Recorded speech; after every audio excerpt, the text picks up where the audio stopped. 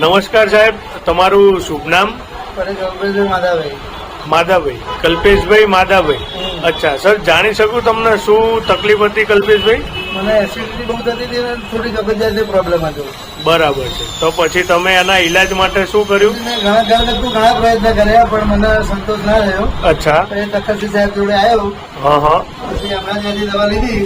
અચ્છા. એનાથી 2 મહિના મેં 1 મહિનો દવા લીધી એટલે મને કમ્પ્લીટ થઈ ગયું. 2 દવામાં તો મને કમ્પ્લીટ બધું મટી ગયું. બરાબર છે સાહેબ. કઈ કઈ 2 દવા છે જરા બતાડશો?